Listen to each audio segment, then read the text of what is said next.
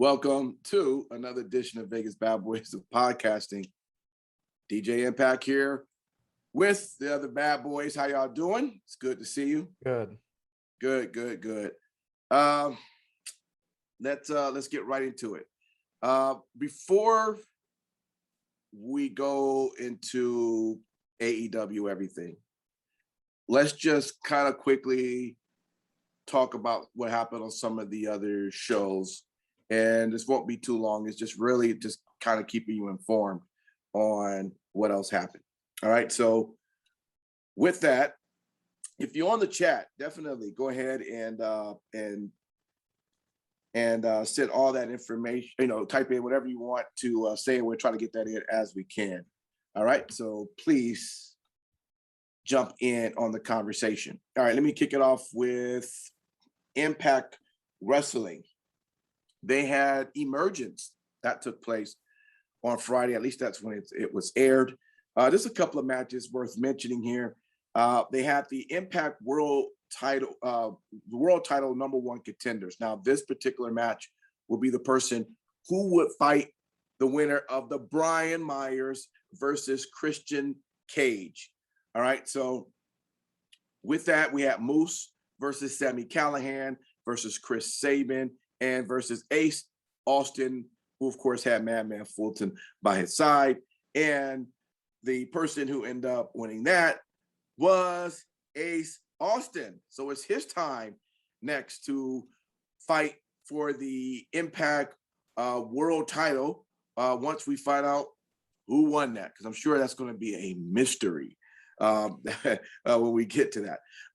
Shout out to Ace Austin for winning that. Anytime you watch any of those contenders wrestle, you know you're going to get one hell of a match. Josh Alexander versus Jake something, X Division Championship. Josh right now, guys, is just on a whole nother level. Just so you know, first off, let me explain. Jake is not a small dude, okay? They build him as, I believe, 6'2", 262 pounds. He's a big guy. Josh Alexander did 10 German suplexes on Jake something. All right. Wow. Yeah, that is just amazing. And he was able to do that to retain his X Division title. Shout out to Josh. He just keeps going on to another level. And it's going to be great to see where he goes from here. We had the Impact World Title Tag Team Championship, the Good Brothers versus Violent by Design versus Rich Swann and Willie Mack. And yes, the Good Brothers retain those titles. So, Good Brothers doing what they do best, keeping the titles, I guess, instead of winning them, just keeping them. And then, of course, you had the Impact World Championship, which was Christian Cage versus Brian Myers. And the winner of that, of course, is Christian Cage. So Christian Cage next match will be against Ace Austin, which should be a good match overall. I mean, Ace is awesome. So we'll see how that goes down. I'll be the first to tell you that, and we talked about it last week, I am everyone is happy that Christian Cage is the Impact title, at least from the Impact Zone, because he is a person that came from there. If you watch the past show, you'll see that they were throwing up the the letter C, how you cross your arms the old school way. So they're very receptive to him and everything. I, on the other hand, still going, yeah, but he gets an AEW paycheck. So he's employed by them. I would like to see that on an Impact, but it's all right. Christian Cage, I know he's going to do well, and we'll see how long this whole thing goes with him holding that title. But that was Impact Wrestling for Emergence. Ring of Honor, they also had an event. They had 2 nights back to back. 4 matches really stood out. Jonathan Gresham versus Red Titus for the Ring of Honor Pure Championship. And yes, Jonathan Gresham still holding on to that. I don't think he's ever going to give this up, guys. He's really awesome when it comes to this title. There's rules to the Pure Championship match. It's just, this is not one of the straight up matches. There's several guidelines. I think we talked about it once, and we'll talk about it again. Maybe next week I'll go over everything that's a part of the Pure Championship. to hold that and to think to you that you're able to do that, maintain that, and hold it as long as Jonathan Gresham has done is just, he's just a beast at it, and he's doing an awesome job. Bandito versus Flip Gordon for the Ring of Honor World Championship happened. And yes, Bandito, he got a chance to keep that title. He's ever since he took that from Rush, man, he looked like he's not trying to give up that title at all. He's an excellent performer. If you get a chance to see him do the things that you see him, what type of things he do in the ring, you would be quite impressed. The Ring of Honor World Six-Man Tag Team Championship, Shane Taylor Promotions versus Delirious Hallowick and Hallowicked and Frightmare took place. And Shane Taylor Promotions, yes, those are some big guys, man, and they definitely, when they get the opportunity to win that, they will, and they are your Ring of Honor World Six-Man Tag Team Champion. And then the last one is, this was a match between Vincent and Matt Taven. I mean, these guys constantly go against each other, but it's a very good story because, as we talked about earlier, when Simon Street was talking about how NXT builds a pretty good storyline when it comes to people being friends, and then eventually, you now begin to have matches against them. That's pretty much what you're getting with Vincent and Matt Taven. So they had a match where Vincent was actually already going to get the Ring of Honor World title shot, which of course will be against Bandito, but he put that up on the line against Matt Taven, and Vincent earned Taven's Ring of Honor World title shot. I mean, Taven was the one that had the shot for the world title, but Vincent eventually ended up being the one that beat him, and now is going to earn the Ring of Honor title shot. So that was what happened night one and night two. There was a lot of matches that took place, but those were the four big title matches that was on the line. All right, Sin City with New Japan. Was there anything that we should go over right quick on that?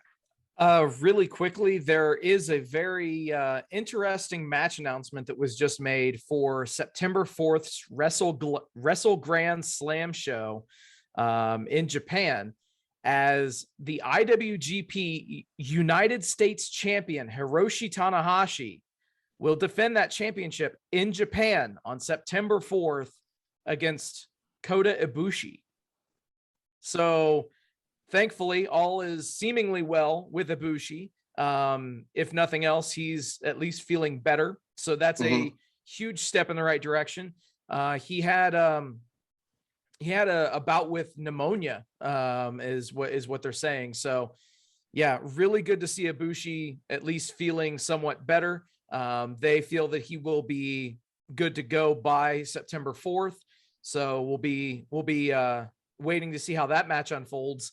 Now, obviously, we speculated here on the show that, hey, possibly Tanahashi is going to defend that U.S. championship at All Out, which just so happens to be on September 5th in Chicago. Well, this match announcement pretty much kills off any talk of that whatsoever. One thing of note is that Jon Moxley is booked to be wrestling an unnamed New Japan talent. So we shall see who that's going to be. And there's been speculation for quite some time. I genuinely don't know who they're going to put against Moxley at All Out, but it should be interesting nonetheless, for sure. Awesome. All right, guys. The one last thing I'm going to mention, and then it's on to AEW. This Saturday, NWA Empower, the all women's wrestling pay-per-view, is going to be pretty awesome. And again, it's this Saturday. I wanted to run over some of the card that you're going to experience, just in case you want to check it out. You're going to get the NWA World Women's title. That's Camille versus Layla Hirsch. You get the Impact Knockouts title with Deonna Purrazzo versus Melina. You get the NWA's Women's Invitational Cup Gauntlet featuring Tootie Lynn, Jamie Senegal, Chelsea Green, Lady Frost, Debbie Malenko, Bianca Corrali, Masha Slamovich, Genocide, Thunder Kitty, and Kyra Hogan. So you have that. Then you have the NWA Women's Tag Team Championship Tournament semifinal match, which you have the Hex, which is Allison Kay and Marty Bell, versus Heel on Heels, which is Sahara 7 and Renee Michelle. Now, next you get the NWA World Tag Team Championship Tournament semifinal match, which is Red Velvet and Kylan King versus Free Babes, versus the Free Babes, which is Miranda Gordy and Haley J. And then there's going to be a match, a tag team championship women's tournament final match, which is to be determined. Nothing's been announced yet. And then you get Diamante versus Chick Tormenta versus Kylie Ray, guys. Kylie Ray. It's good to see that we'll get to see her again as well. So this is going to take place this Saturday. More than likely, it'll be on what's the online? TV. Fight TV, yeah. Most likely it'll be there. But NWA Empower, that's the card. Definitely check it out, guys. It should be really good. All right. Now, I'm gonna hand this over to you, Mr. Sin City Steve. Don't keep us waiting going through Dynamite. Let's just get right to it. No foreplay. Let's just get right into it. Yeah, all right. Let's just get right into it. All right, man. So obviously they ran the promo package for the first dance. Ironically enough, your second episode of AEW Rampage. And as soon as the video package ended, they didn't play anything for a solid 2 seconds and just let the anticipation build. And then Cult of Personality did hit. And then we did see the graphics come across the screen, and Phil Brooks himself strolled out onto an AEW set for the first time. Ladies and gentlemen, CM Punk is back, and he decided to cut a pretty solid promo at the top of this show. And one thing that I found very interesting is you could genuinely see in his face that he was moved by the response that he got. He had tears in his eyes as he was coming to ringside, and it was awesome to see. There was also fans with tears. There were also fans that were crying like kids, man. Punk had been gone for over 7 years. 7 years. And yeah, man, he came back to one of the loudest responses that I can remember hearing. Yeah. And it was great. And then he started speaking, and it got even better. CM Punk decided to cut a promo where he mentioned his Ring of Honor exit. Yeah. And he said that in when he left Ring of Honor in 2005, I believe, that he was done with professional wrestling. That's when CM Punk retired from professional wrestling. Then, obviously, he did not say one word about WWE in that entire promo, other than the just mentioning them as a place that he got sick. So he did not mention them by name. And I think that is the best course of action with this. Just kind of pick up from where we are now. You can draw conclusions based on things in the past, but this was everything that it needed to be. They knocked it right out of the park with this. They made it the easiest outcome possible. Don't string the viewers along until the end of the show or any dumb shit. Just cold open, go right to it. So let me just ask you guys, and I know we've kind of thrown this out there during some of our three count talks, but just flat out, I mean, is now that we actually see this happen, is this now a game changer? Or is it the same? Is it a game changer in professional wrestling in any way of capacity? How would it be a game changer is, I think, the question, right? Because it's technically not changing the game. The one game it is changing is that AEW, who specifically said, we are not going to be the company that signs all these WWE guys, have signed all these WWE guys. So if anything, the game changer is that the people who would have been getting spots are now going to have a harder time. And probably, it's really funny. Everyone says, oh, WWE, they don't use their guys correctly. They let guys go, etc. Eventually, you're going to have to see AEW do the same thing to some of those guys who are what would be considered lower card or mid card guys. So that's what you're getting from that. That's your game changer. But it's still not a competition. It's not directly competition. Yeah.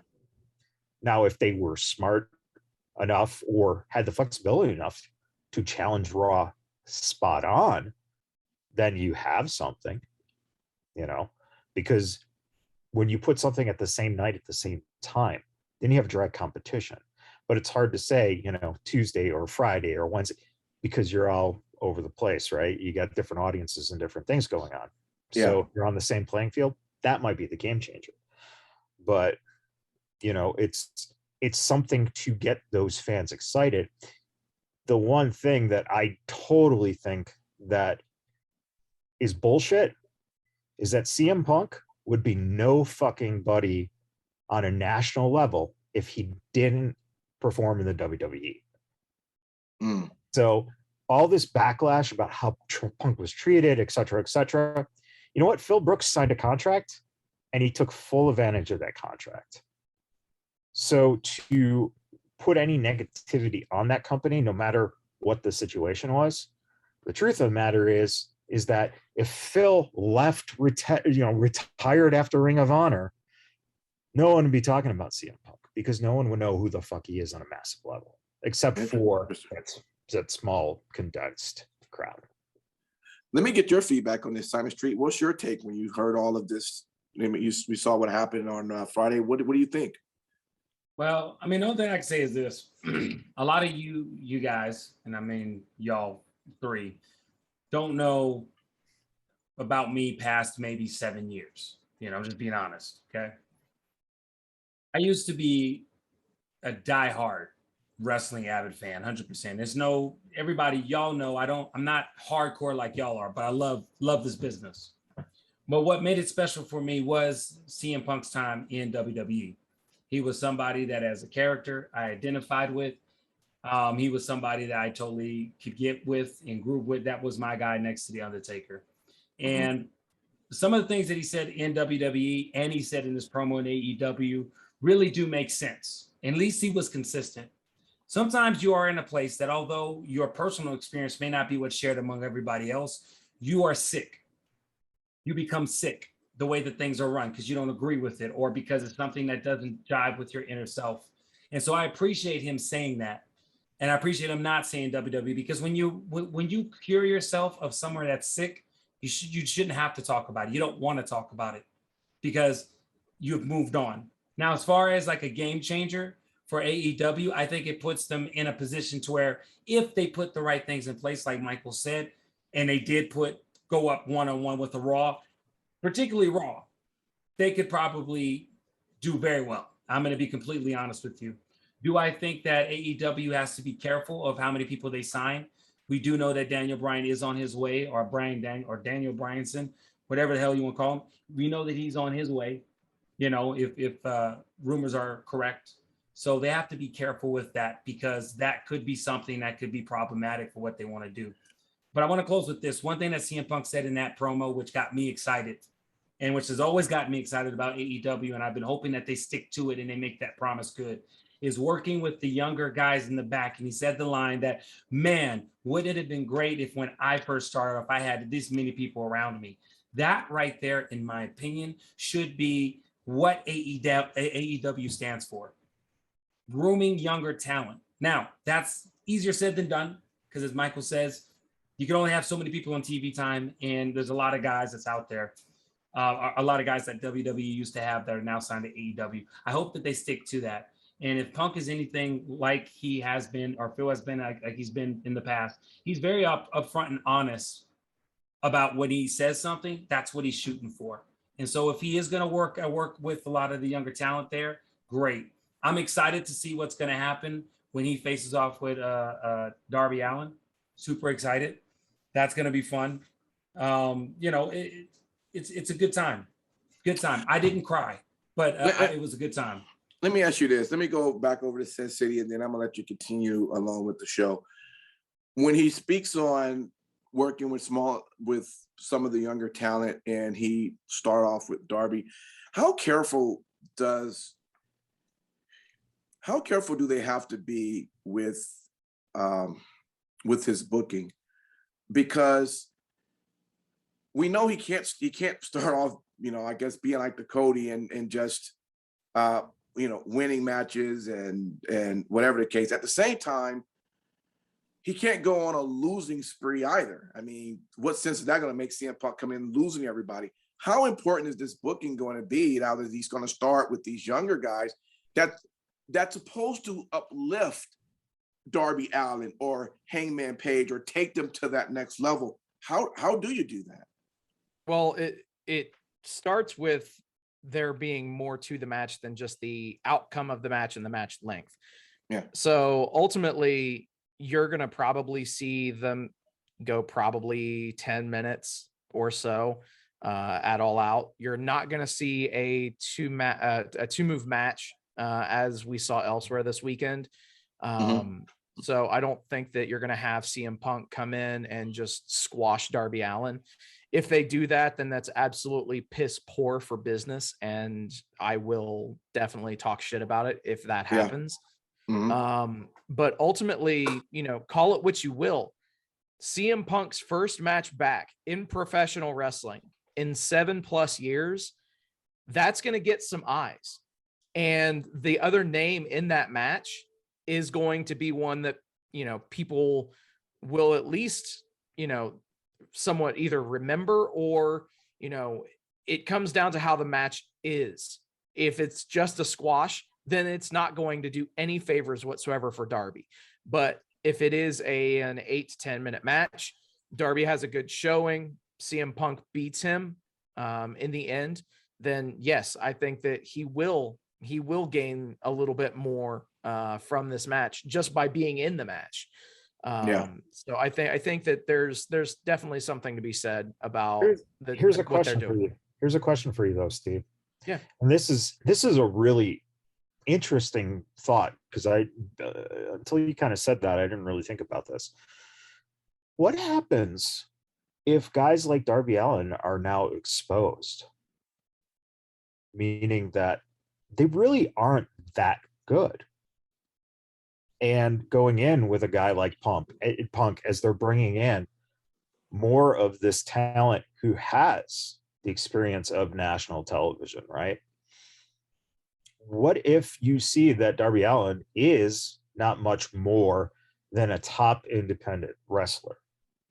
And so the potential of what you were doing and building him as being someone to be the face of the company now starts kind of taking a step back.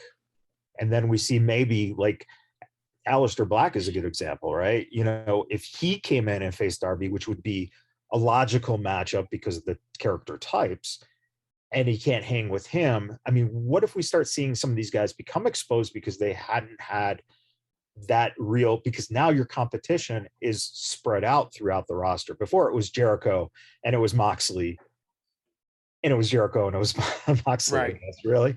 So yeah, what do you think on that? Because that just hit me as like, that could be something that could be great, but it also could be something that could be, tough. Realistically, there's only one way to know, and that's to do it. Sure. I mean, just being completely real with you. I mean, that's the only way that they're going to know what they have, is if they start to integrate those different elements together, by putting somebody like a Darby Allin in there with CM Punk. I think that we're definitely going to get a genuine feel for where Darby is in the grand scheme of things. And I think that Sean mentioned something, just to kind of, circle back to one thing. He said the first sentence out of Punk's mouth put over a younger wrestler, Britt Baker, whereas WWE's answer was to squash Bianca with her returning Becky. Think about that process. Yeah, and again, I'll say, unless you know the circumstances behind why that was done, come on, Sean, come on.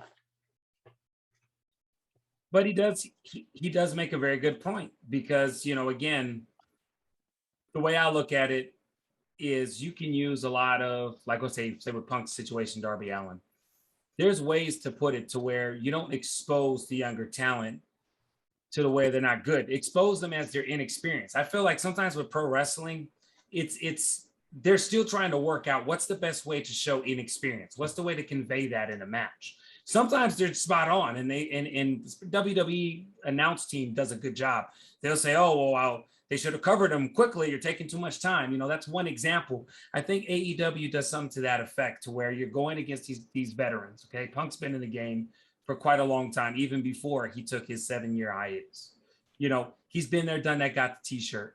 So with Darby Allin, yes, he's getting tutelage from Sting. Now it's time to take what the teacher has shown you and put it into play. That would be the perfect time to start doing that. And maybe Darby's not going to win the first 2 matches, but if you make it like a series or something like that, and you put the narrative to where, look, kid, this is the way you grind the sword, so you can develop yourself. One problem on that, in terms of what you just said about a series, Punk is only signed to appear in terms of being an active wrestler somewhere between like 12 to 15 times or something like that. So he's going to be very limited in actual in-ring action.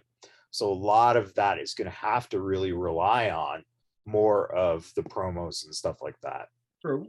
Very, very, very, very true. And if that is the case, because I didn't know that information, again, utilize the time that you have and make it to where it's exclusive. Make it to where some of the other guys look like, well, shit, Darby worked his ass off, and look what he has now. He has this jewel that he can work towards. So again, you got to find a way to organically cultivate it.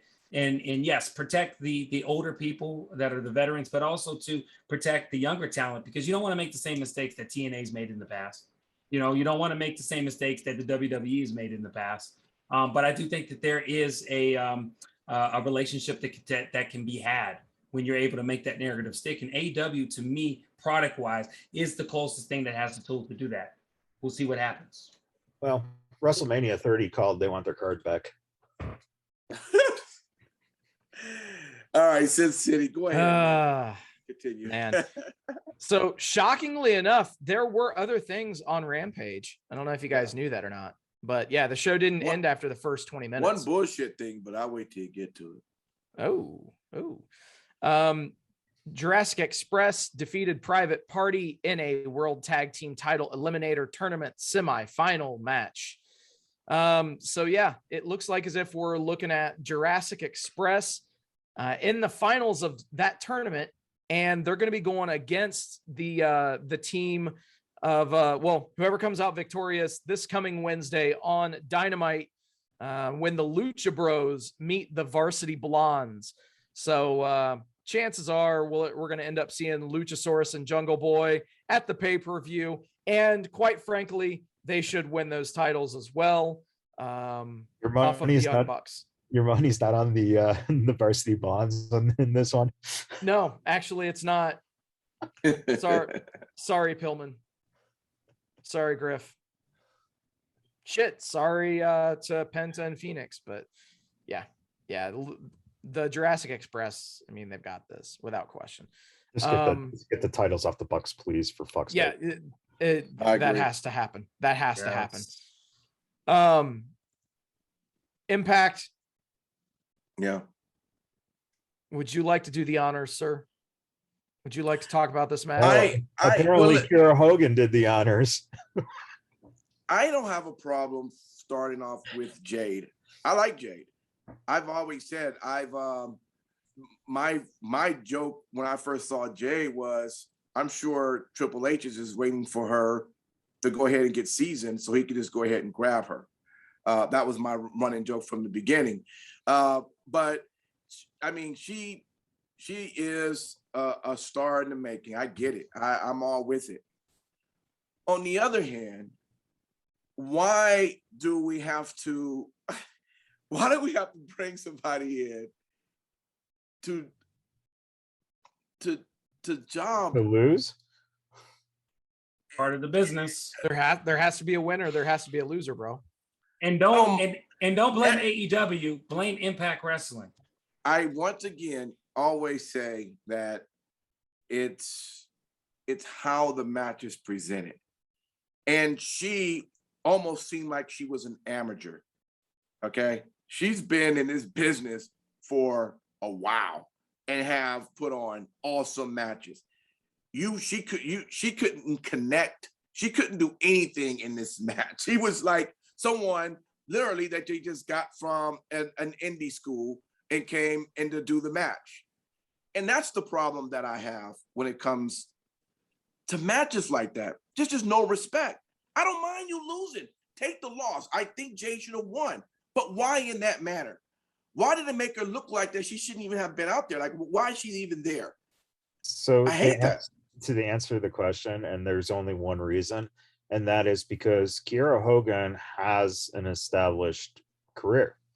And if you want to make Jade look strong, you have her beat her dominantly. And that's it. That's the only answer. And it's unfortunate, but okay. Realistically speaking, the thing that I would mention on that too is, of course, you're going to have, going into this show that they're going to have the most eyes that tuned into this show that they've ever had tuned in anywhere. And at the end of the day, Jade Cargill will end up being the future of their women's division. Okay. That's how they've got her positioned right now. So they are, they're giving her an amazing push. Ultimately, Matt brings up a great point. Kyra Hogan does have some name recognition from her time at Impact. So you can at least build that up. Whoever Jade was going to be in this match with, she had to squash. Yeah. Realistically. And also DJ, one thing that is they did make one move to kind of cover it to make Kyra look a little better. And that was, they specifically said she is known as a tag team specialist, and now she's trying to go single, essentially. So you're trying to put the emphasis on the reason that she's losing is not because she's not good. It's because she's used to tag teams. And she's out of her element. Exactly. Okay. I appreciate that, fellas. I don't feel better, but I think I accept the explanation. So good. Continue. Well, elsewhere, our main event was Jon Moxley and Daniel Garcia. And I think that quite a few of you listening or watching this right now are still saying, who is that? This was a 4-minute squash match. You have Moxley go over extremely strong. It ends the show. It sends people home happy, I guess. I mean, granted, this was about as good of a thing to happen as possible, given that they only had about 4 minutes of ring time before the post-match stuff kicked, which, obviously 2.0 and Garcia attacking Kingston, Moxley, Sting and Darby Allin hit the ring to make the save. Obviously 2.0 stacked up in the corner. Sting hit the Stinger Splash, follows it up with the Scorpion Death Drop. And of course, you're putting over that great young talent Sting. I'll tell you, he's going to have a future in this business someday.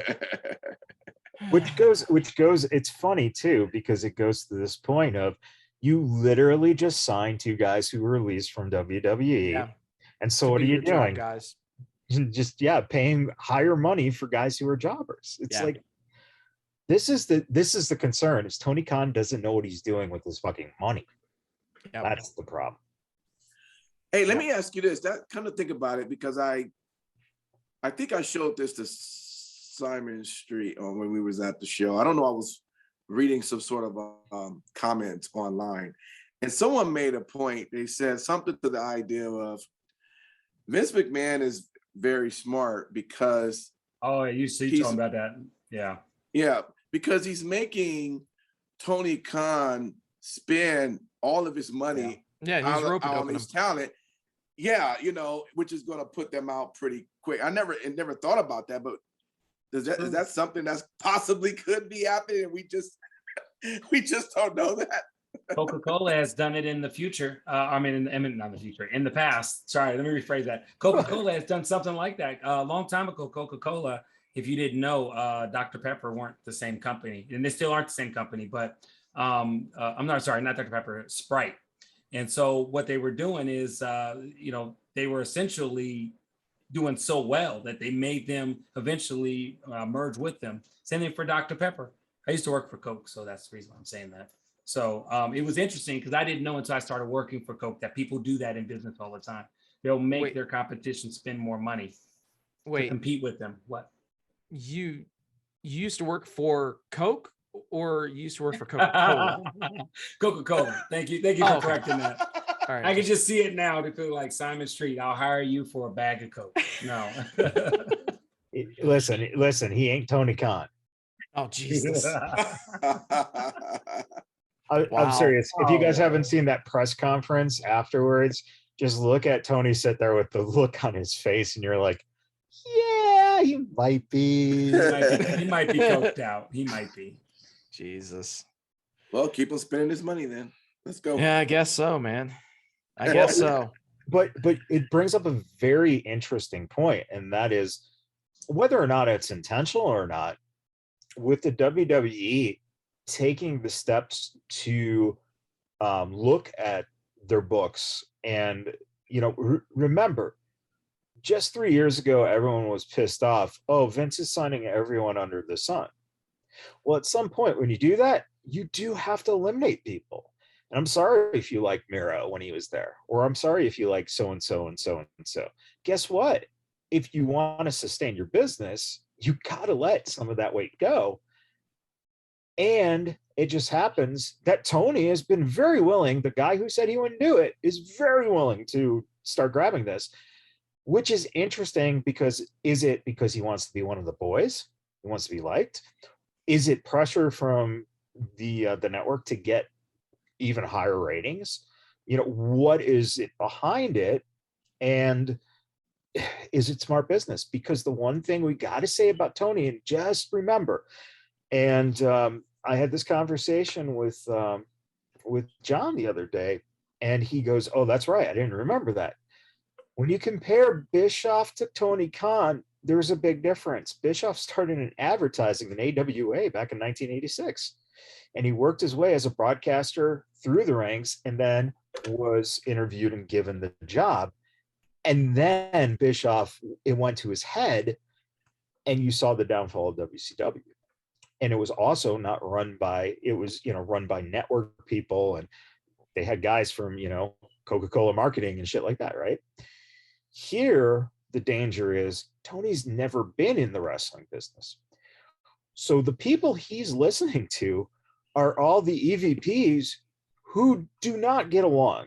And we know as such because it was fucking actually addressed stupidly enough, just like 2 weeks ago at one of the promos. So that's the big question is, do you know what you're doing? Or are you just trying to do it because it's the role you're on right now? So we won't know. It's going to be, a couple of years before we see if any of this stuff actually does pan out to be valuable. Because God only knows how much that CM Punk contract was. Yeah, no shit. And they working for peanuts. Yeah, I can tell you one thing. CM Punk did set a Pro Wrestling Tees record with the number of shirts that they sold in the first 24 hours. Their site was down for most of the day on Saturday. Wasn't restored until I think it was in the late afternoon, evening, that you could actually get through to buy a shirt. It's unbelievable. Wow. So, yeah. So that was pretty awesome. Steve, that brings up a really good question. I never thought of this because you said his Pro Wrestling Tees store. Yeah. What did they have any sales on AEW? Well, so here's the thing is Pro Wrestling Tees makes all of the AEW shirts. Okay. So yeah, you can go to shopaew.com if you want. Essentially, it'll take you to a reskinned version of a Pro Wrestling Tees page. Okay. So yeah. Believe it or not, there was another AEW show this past week. AEW Dynamite was on Wednesday, August 18th. As far as anything that was notable. Sammy Guevara did get the win over Sean Spears and what seemed to be a definitive way, and hopefully that just kind of puts the kibosh on that, and both men can move on and go into other directions. And congratulations to Sammy Guevara, who proposed to his now fiance, proposed to his girlfriend, and yeah, she said yes. Hooray! Oh, Was it MJF who was on commentary who said, who was the line about, oh my God, is that all you can find here in Texas? You know, like, I mean, Dude. they buried her. Yeah. Fiance. Yeah, I could not believe so that shit. Weird. That was awkward as shit. It was. Elsewhere, we saw Dan Lambert cut a promo, who was joined by Andre Arlovsky and Junior Dos Santos, which was pretty cool. Seeing those former UFC guys on AEW TV. Now, obviously, it's one of those things where they're doing the whole thing with Ethan Page, Scorpio Sky, and Lambert being involved. Could we possibly see Dan Lambert as the mouthpiece for Ethan Page and Scorpio Sky? I don't think that they need a mouthpiece. So I don't know necessarily what the end game is there, unless you're going to bring in someone that just got cleared to work GCW dates here in the States and is a New Japan Pro Wrestling contracted wrestler. And I don't know, maybe you just put him with Dan Lambert and have Dan Lambert cut promos for him. What would you guys say to seeing John Moxley maybe versus Minoru Suzuki in AEW with Dan Lambert as his mouthpiece? I think it'd be pretty badass. I'll tune in to watch that. The only thing is, though, Dan Lambert is fucking annoying as shit. He's good. He's doing his job, bro. Not in a good way, though. Listen, if a person makes you want to fast forward through listening to him, that's what you're. The bad thing about the DVR era is that you can. So yeah. I get what they're trying to do, but I wouldn't mind seeing that match without Lambert as mouthpiece, because I think those two just go out and fucking kill each other and fans go crazy. Because ultimately that could very well be the New Japan contracted opponent for Moxley that's been rumored. And the people that are in the know supposedly have said that it's a name that will surprise quite a few people. So yeah, could it be Suzuki? Or could it be somebody that, we haven't even thought about here on the show? Who knows? Eva Marie. Oh, Lord have mercy, no. Oh, please, God, no. Wait, actually, I could deal with seeing Moxley beat the shit out of Eva Marie. I was just gonna say, Steve, what do you think? Yeah. Michaels, I like the way you're thinking. I'm all about that. That's awesome. It's either that or we bring back Nick Cage and have Nick Cage wrestler. Jesus. The only thing she needs to wrestle is the reality that she sucks at what she's trying to do, and she'll find her true door that she should have went through and not pro wrestling. Yeah, no joke, man. I hope Michaels never go after interviewing her and we have to pull up all of these or remove all of these. Shit. I'm gonna tell you right now, if y'all pull that, I'm gonna boycott Vegas Bad Boys of Podcasting. Jesus. Well, then you do the interview. You do the interview then. I'll do the interview real quick. So anyways, thank you for showing up. Fuck you. Go find something new. Playboy and Maxim don't want you. God. Have a great day. Oh, all right, that's the end of the show, ladies and gentlemen. Wow. Holy shit. Quoted by Simon Street. We would definitely live up to the names Bad Boys with me. Doing that. The final match on this episode of Dynamite just so happened to be the fifth labor of Jericho. Thank God. MJF versus Chris Jericho. Stipulations for the match: Jericho cannot use the Judas effect and did not come to the ring with Judas a blaring.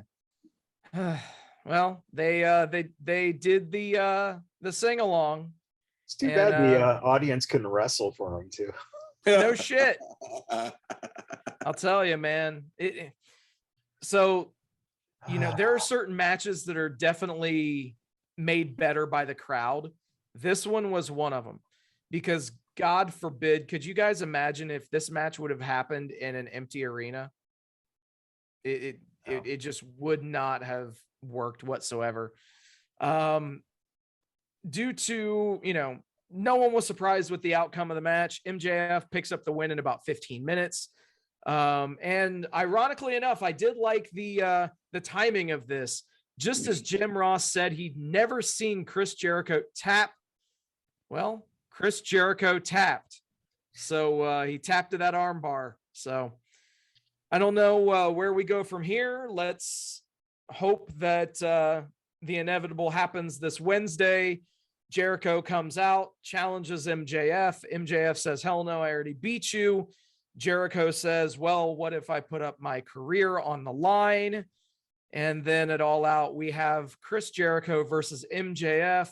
And if Chris Jericho loses, then he must retire. And if that happens, Steve, the most brilliant thing they could ever fucking do, no one's done this yet. You have Jericho show up on commentary underneath Excalibur's mask, and totally he's Excalibur, and you just have that kind of play out for a little bit until you finally unmask him when MJF finally gets pissed off and has a match against one of his against Sammy or something to unmask Excalibur. But here's the problem. Somebody else already did it, but that's a way better idea. Kurt Angle did that shit with that goofy ass, whatever the fuck, golden luchador. No. It's always been done in the ring. Oh, I see what you're saying. So yeah, that would be different. Yeah, no one's ever done that because there's never been a masked commentator before. And you know what? Excalibur could use a break, man. He's worked hard. We worked so hard. He could use a break. Tony, if you're listening, brother, and you're still listening to this, even after all the shit that we give you, and lines of coke. Come on, bro. That is gold right there. That is gold. Or white powder. Maybe it's white gold. There you go. Either way, it fits in your nose. Oh, Jesus.